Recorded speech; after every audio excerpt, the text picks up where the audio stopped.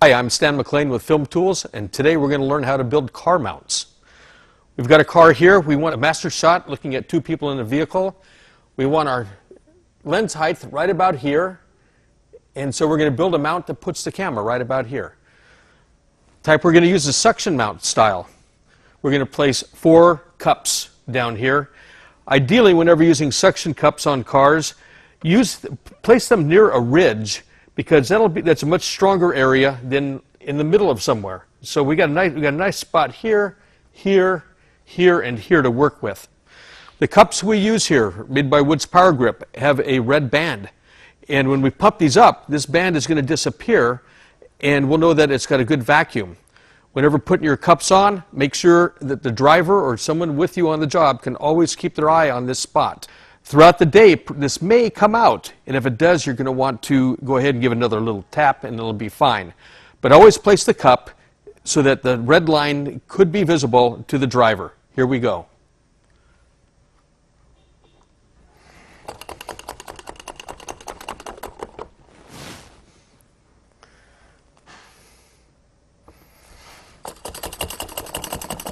Wiggle it.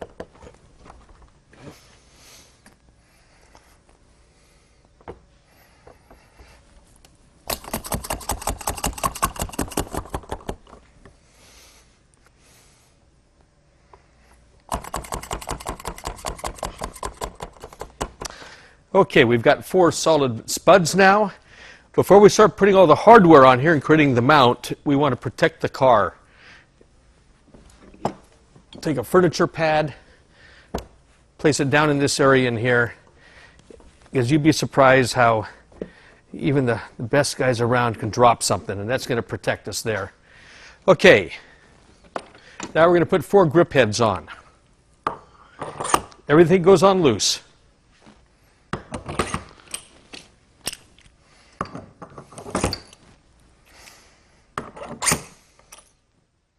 Okay, the center of this mount is the ball leveling head, and we call this one the mini ball head. It's for smaller cameras, good up to full-size video cameras. It rotates all around. You can rough in the base and then fine-tune it with the ball. We put it on a cheese plate, and on the cheese plate we've attached 4 5/8 baby spuds. And we're going to attach the grip heads to this, and you'll see how this is going to anchor down really nice. Okay, at this point, we're going to attach 4 grip heads.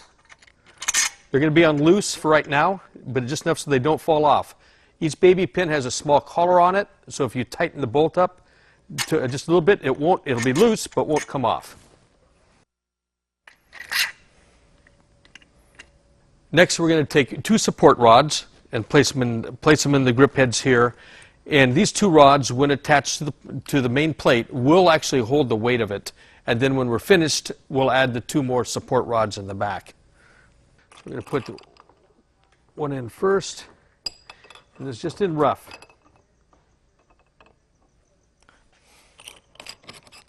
Put the second one in. Again, we're just roughed in for the time being. Flip this over and attach our first point. So we're going to attach this.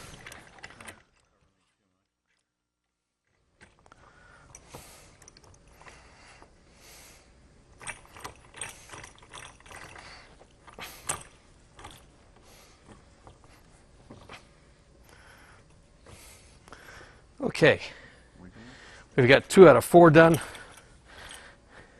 and that's going to work out pretty nice now. This is a Cardalink, and together it's called a Cardalink swivel set. And it works the same way as a grip head does. And we're going to use this to help tie the camera down. It'll become more apparent as we go on. Put this in here. Now I can see something already we're going to want to do, and that is remove this grip, move this suction cup. And we're not fully triangulated.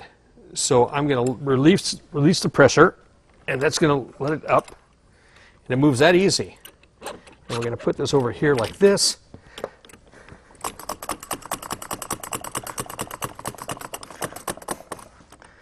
Now we have a much better a much better angle off the side to give us better stability. Okay. Okay, tighten it up.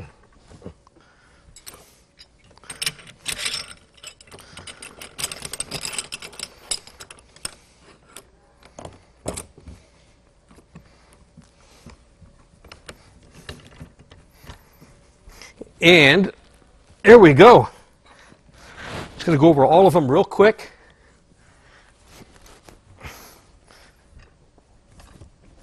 Now check this out. It's not going anywhere. We've attached a Bogan quick release plate that interfaces with another sliding base on the bottom of the camera.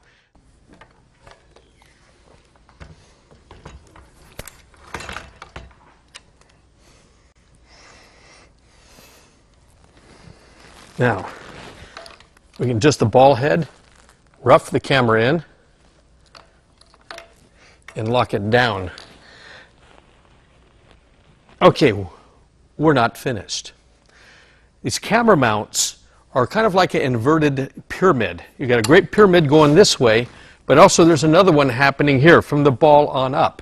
Take a look.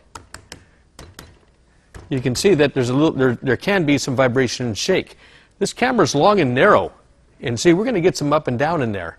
So we're going to want to triangulate the top of the camera where this movement is. And we're going to do that by applying a mini Cardellini clamp with a 5/8 spud on it, and then triangulating down to these rods where we've already put these little Cardelinks on. Okay, so we're going to take the Cardellini clamp with the 6-inch spud on here and put it in the center of gravity and put it on firmly. Firm, but don't really torque it down. Before we attach our vertical rod here with our two posts, now is the time to set your shot. There will be no adjusting the camera from this point on. So you want to turn your camera on, take a look through it. That's the beauty of this ball mount, is you can move it in any direction. I've got this framed exactly as I want it now. We're going to go to the side over here to the lockdown knob and torque it down.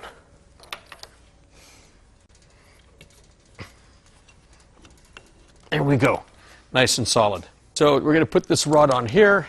It's going to attach in this hole and down to another one down below.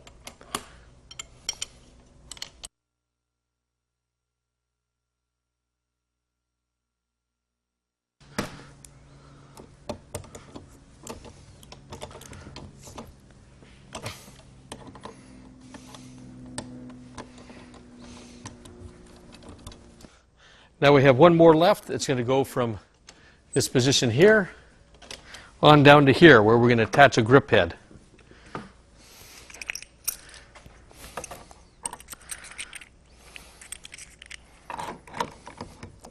Loosen that up. Okay, good.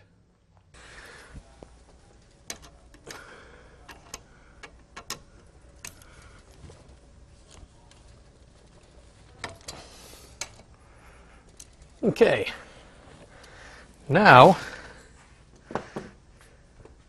we've stabilized this quite a bit. Now the whole car is now moving, and you're not going to have nearly as much as much resonant vibration as there was. We're solid. Okay, we're going to do one last going over of just double checking all of the connections, the hand tight ones, and then we're ready to go.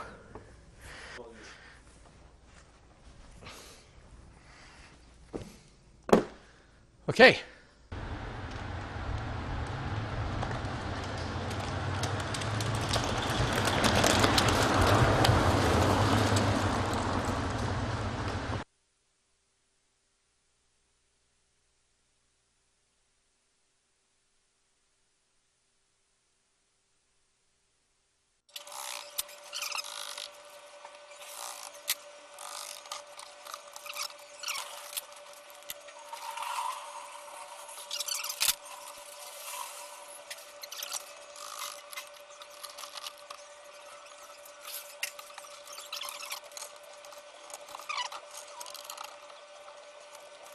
Yeah, that didn't take too long at all.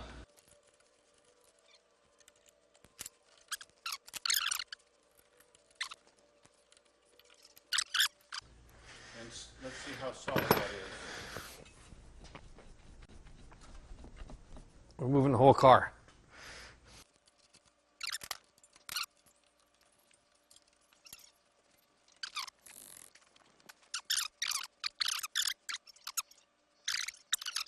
This installation was basically exactly the same as we had on the front. 4 suction cups, 4 arms, and one of the differences we're having here is that because this whole mount is cantilevered out, additional support in this direction was necessary to keep this forward-aft movement out. Okay, and as you saw, it got rid of it. It is absolutely solid. Okay. The upper vibration, the resonant harmonic vibration that can occur here, is dampened by this arm here, which is about 45 degrees out from the front of the camera. And because of that, at that angle, it helps reduce the motion in this direction and this direction. So it helps out quite a bit. We could, in theory, add one more over to here, but we're looking at this now and we're seeing this is real solid. So we're just going to go with what we've got here. Okay, let's go shoot.